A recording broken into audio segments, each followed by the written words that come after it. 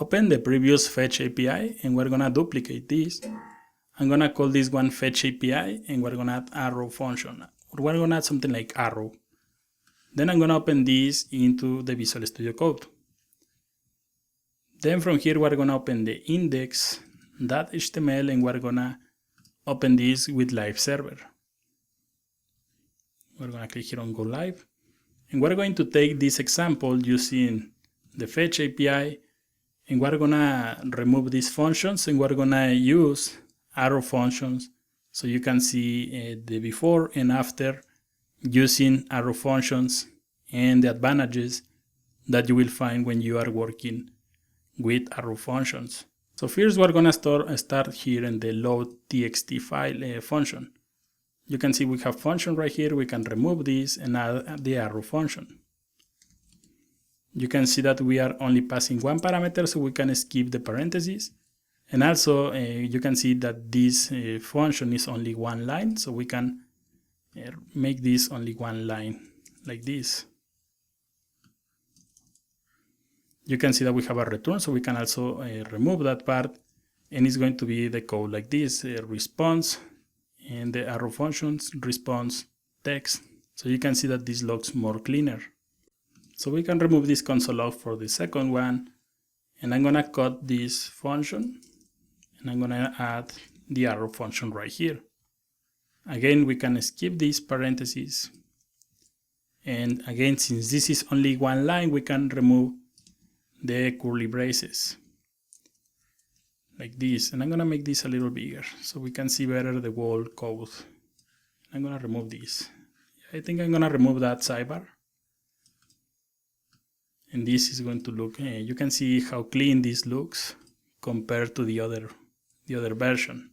Finally, we have the catch, so we're gonna remove this function, add the arrow function right here, and we're gonna remove the parentheses, remove the braces, so this semicolon, this brace, and add the console into one line.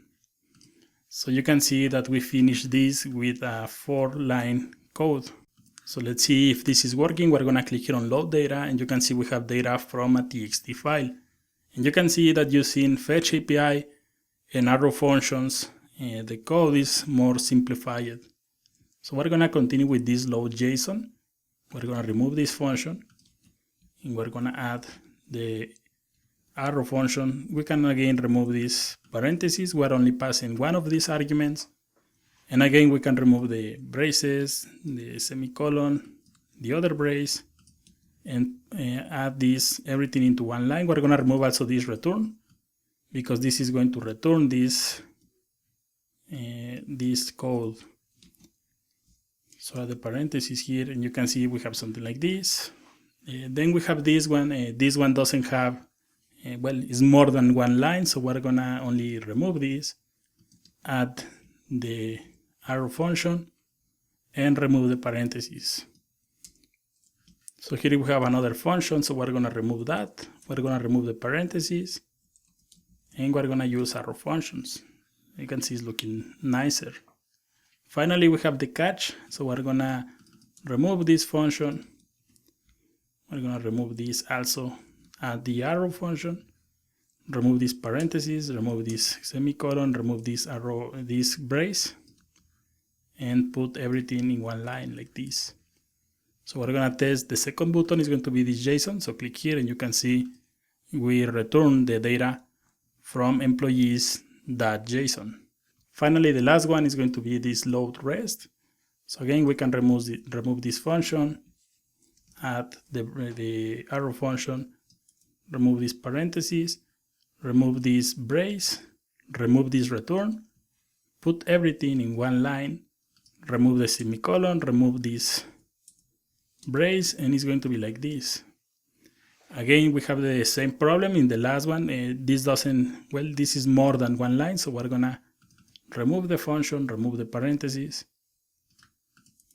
and add the arrow function right here, and the same for the for each.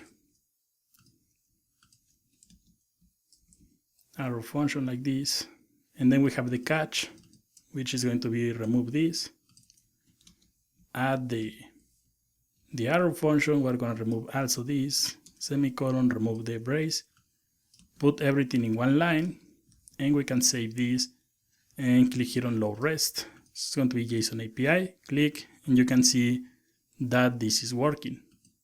So using the arrow functions, you can see that we remove several lines of code. And in the next video, we're going to continue practicing these arrow functions. We're going to open the name generator with Fetch API, and we're going to remove all the functions, and we're going to use arrow functions. So let's continue working in the next video.